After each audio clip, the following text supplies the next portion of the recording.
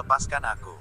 Tenaga Vero terlalu lemah, sementara Gito dan Wulan juga tidak bisa melarang orang-orang Tio, hanya bisa melihat Vero dibawa pergi begitu saja. Di tengah-tengah, pacar Tio sekalian menamparkan pipi Vero yang berusaha membantah, wajah Vero yang putih pun segera memerah. Bisa dimanjakan Bang Zhang itu keuntungan kamu, teriak apa? Percaya tidak kalau aku mencabut lidahmu? Agak ringan, kulit dia begitu putih dan lembut, kalau rusak nanti sudah tidak cantik. Tidak cantik sudah tidak ada nafsu lagi, Tio berkata dengan senyuman.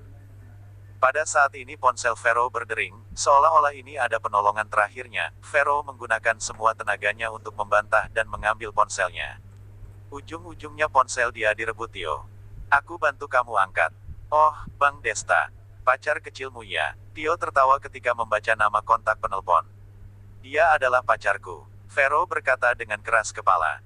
Pacar. Tio melihat ke bawahannya dan mulai tertawa dengan suara besar. Bagus kalau pacar, aku paling suka wanita yang memiliki pacar. Bagaimana kalau aku sambil mempermainkan kamu sambil video call dengan pacarmu? Wajah Vero langsung memucat, dia mending pergi mati juga tidak mau membiarkan masalah seperti ini terjadi. Sementara Tio sudah menekan tombol mengangkat telepon. Halo, bro, pacarmu di aku sini, nanti aku akan memperlihatkan kamu video yang asyik. Tio tertawa dengan jijik. Desta diam selama 3 detik. Kamu siapa? Vero di mana? Suara Desta tiba-tiba mendingin. Jangan buru-buru, apakah dia di mana itu penting? Apakah aku siapa itu penting? Yang penting itu kamu harus mempersiapkan mentalmu dan menonton film gerakan romantis aku. Tio berkata dengan gembira. Pada saat ini Vero berteriak, Bang Desta aku berada di lantai 5 Hotel Marriott. Cepat menelpon ke polisi.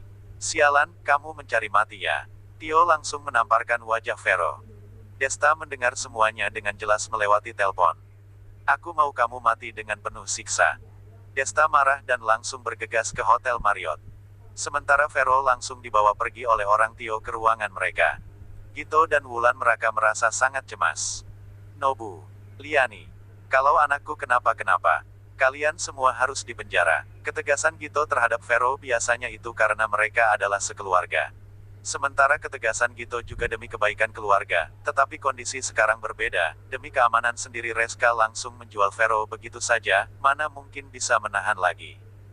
Meskipun Vero bukan anak kandungnya, mau bagaimanapun mereka juga telah bersama selama belasan tahun, tidak mungkin tidak bisa berbanding dengan anak saudara.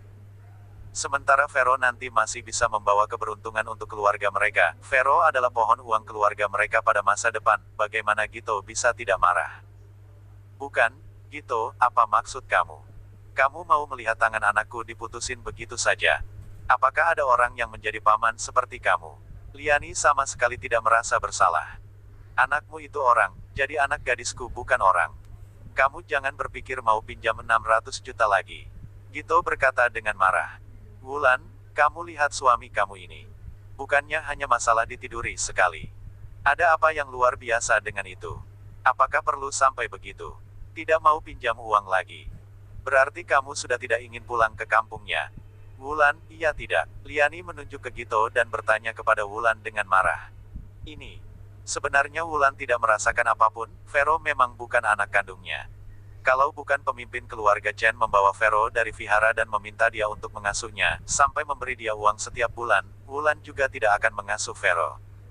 Di bawah kondisi seperti ini, dia sama sekali tidak merasa cemas ataupun sakit hati. Malahan dia lebih mementingkan penglihatan keluarganya yang berada di kampung. Kalau hari ini mereka berantem dan Liani menyebarkan masalah ini di kampung, Wulan pasti akan digosipin dan dia tidak akan bisa pulang ke kampung dengan nyaman lagi. Hais, kalau tidak menelpon ke polisi saja. Gito menghela nafas panjang, sekarang bukan waktunya berantem, lagian dia juga malas berantem dengan Liani. Tidak ada gunanya, aku tahu Tio itu, dia lumayan berposisi di dunia preman. Mencari polisi itu tidak ada gunanya, kemarin ada yang bersalah kepada dia dan dia membunuhnya secara diam-diam, kalau ada masalah dengan dia, diputusin tangan kaki itu hal yang normal, Vina berkata. Sama dengan ibunya, Vina sama sekali tidak cemas, malahan dia merasa sedikit senang. Baru-baru ini semua masalah bagus direbut oleh Vero, sudah saatnya dia dididik. Masalah di Rangao kemarin tidak sukses, hari ini diselesaikan oleh Tio juga bagus. Bagaimana kalau begitu? Tidak mungkin melihat Vero ditiduri orang itu begitu saja. Gito menepuk pahanya dengan cemas. Semua orang menghening sejenak, mereka sama sekali tidak tahu Tio membawa Vero ke tempat apa. Mau mencari pun tidak mungkin bisa mendapat, hotel ini terlalu besar, sementara resepsionis sana juga tidak akan mau memperlihatkan rekaman CCTV kepada kamu. Bos Madok, aku membawa pulang wanita yang cantik, apakah mau menikmati bersama? Tio membawa Vero kembali ke ruangannya sendiri. Madok yang berada di dalam ruangan sedang memeluk dua wanita di sisi kanan dan kirinya. Dua wanita cantik itu sedang mengelus paha Madok. Melihat Tio kembali, Madok pun menoleh kepadanya secara refleks. Hehe, tidak menyangka aku begitu beruntung kali ini. Kebetulan dia adalah tipe kesukaan aku.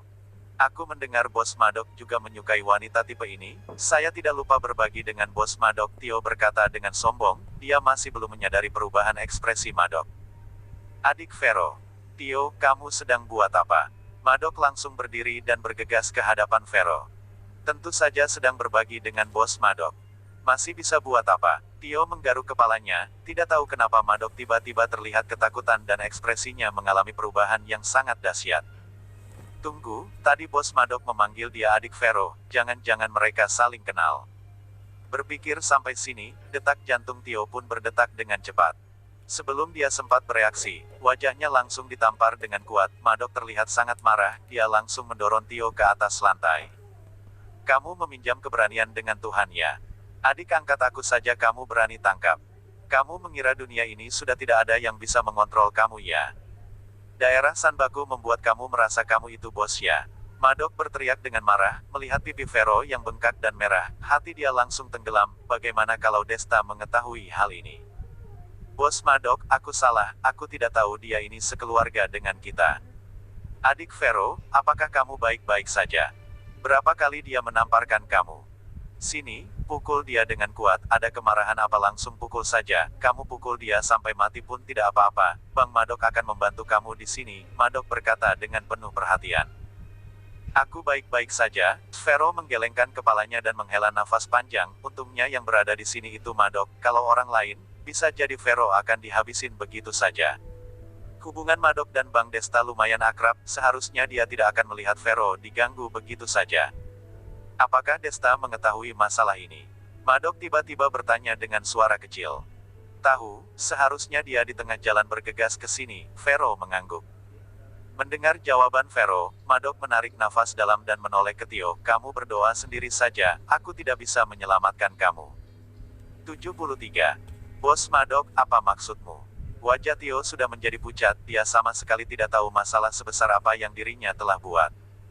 Kalau Desta tidak mengetahui masalah ini, sementara adik Vero mau memaafkan kamu, kamu tinggal membayar sejumlah harga untuk menghibur adik Vero. Maka hal ini bisa diselesaikan dengan mudah.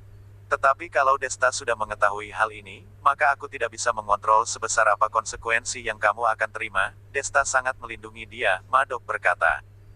Desta, aku tidak pernah mendengar nama ini. Tio merasa frustrasi. Sudah, jangan berkata hal tidak berguna lagi. Berdoa saja, Madok berkata dengan tidak sabar. Bos Madok, Anda harus menyelamati saya. Saya begitu setia kepada Anda, tidak pernah lupa menghormati kamu. Tio mulai meminta tolong. Jelas, Madok juga malas menghiraunya. Kalau masalah lain masih bisa diselesaikan, Desta adalah orang grup Diamond Bling yang Madok ingin bekerja sama dengannya, tentu saja dia tidak bisa melawan Desta sekarang. Kalau ingin berjalan lancar di daerah Sanbaku, tentu saja harus menjalin hubungan baik dengan perusahaan terkemuka daerah ini. Awalnya Madok memikir seharusnya sangat susah untuk berinteraksi dengan grup Diamond Bling, tetapi karena Desta Madok sekarang sudah terikat satu dengan grup Diamond Bling. Karena takut Desta tidak menemukan ruangan ini, Madok menelpon kepada Desta secara pribadi dan memberitahu dia masalah Vero sudah aman. Kemudian Madok juga melaporkan posisi dia berada sekarang dan meminta Desta untuk segera membawa Vero pergi dari sini, tempat seperti ini tidak cocok untuk Vero seorang gadis. 10 menit kemudian, Desta baru tiba di Hotel Marriott, dia langsung menuju ke lantai 5 dan bergegas pergi ke ruangan Madok mereka. Setelah masuk, Desta melihat Vero duduk di dalam, selain pipinya terlihat agak bengkak, dia terlihat baik-baik saja. Desta langsung memeluk Vero. Ini adalah pertama kali Desta berinteraksi dengan Vero dalam jarak sedekat ini. Waktu mendengar Vero diculik tadi, Desta mengakui bahwa dia benar-benar merasa takut ada apa yang terjadi kepada Vero. Desta takut masalah yang akan membuat dia menyesal selamanya akan terjadi. Kali ini adalah pertama kali Desta merasakan perasaan takut dan panik seperti ini. Pada saat yang sama dia juga menyalahkan dirinya tidak melindungi Vero dengan baik. Kalau bukan Madok di sini, dalam waktu belasan menit apa yang akan terjadi? Apakah Vero bisa melarikan diri dari sampah-sampah ini? Apakah kamu baik-baik saja? Ada luka di mana saja? Desta mengelus pipi kanan Vero yang jelas terlihat bengkak. Vero yang merasa kesakitan pun mundur ke belakang secara refleks. Tidak, aku tidak apa-apa. Untungnya adalah Bang Madok tadi. Vero menggelengkan kepalanya dengan wajah memerah yang malu. Sementara Tio berdiri di samping dan melihat kepada Desta dengan wajah yang tidak enak. Pria ini terlihat sangat biasa. Kalau bukan kata-kata Madok tadi, Tio akan mengira Desta adalah pelayan hotel atau orang miskin yang bukan apa-apa. Tetapi sekarang, mau seberapa biasa Desta terlihat pun, Tio harus bersikap sopan kepadanya. Dia menamparkan wajah mulia. Desta menunjuk kepada Tio sambil memegang bahu Vero. Vero menggerakkan bibirnya, tidak berkata apapun. Melihat reaksi Vero, Desta sudah memiliki jawaban. Orang tuamu di mana? Aku antar kamu pergi sana dulu, Desta berkata.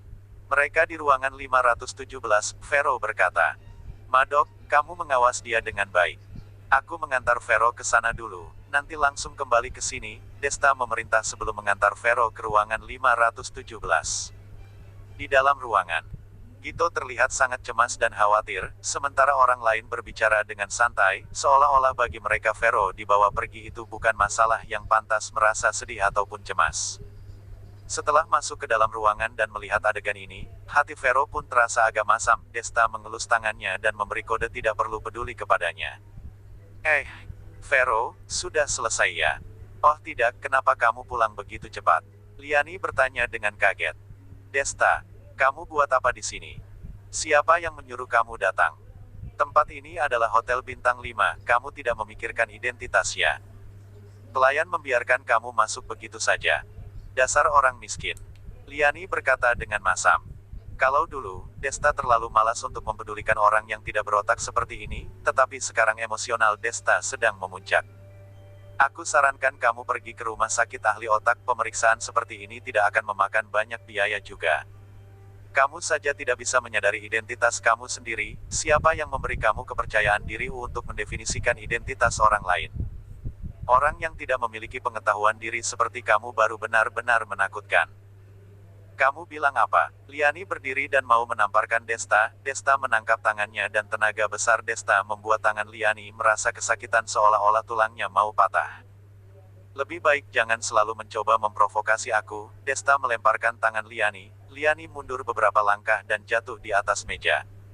Dia melirik kepada Desta dengan mata memerah seperti darah. Sejak kapan sampah ini menjadi begitu kuat? Pada saat ini, Svina, Andre Guo, Wulan dan bahkan Gito membuka mulut mereka dengan terkejut. Sampah yang dulunya selalu penurut ini sekarang telah berani bersikap emosi. Terakhir kali dia bersikap emosi adalah waktu pembatalan perjanjian pernikahan di acara ulang tahun pemimpin keluarga Chen. Kali itu Vina sama sekali tidak peduli, dia merasa sangat senang bisa melepaskan diri dari sampah ini, buat apa peduli dengan emosi sampah. Tetapi kali ini, sampah ini marah karena Vero, benar-benar sangat langka. Apaan ini? Sedang akting untuk siapa? Pelayan. Pelayan di mana? Hotel bintang 5 apaan ini membiarkan orang miskin masuk ke sini?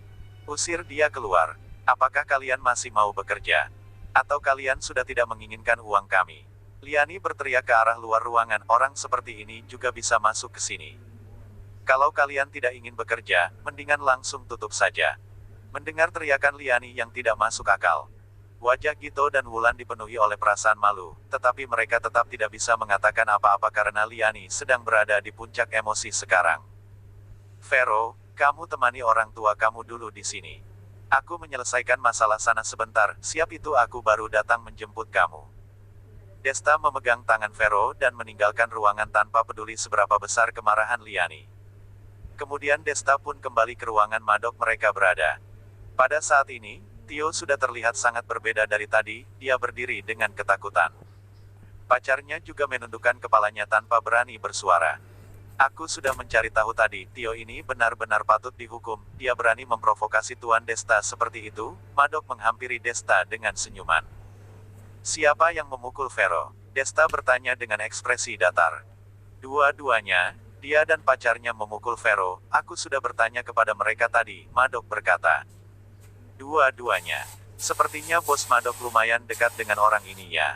Kalau dia dekat dengan kamu, aku juga tidak akan bersikap kelewatan. Satu orang satu jari saja, ambilkan pisaunya ke sini. Desta melambaikan tangannya kepada Madok dengan tatapan dingin dan meminta Madok untuk mengambilkan pisau buah di atas meja.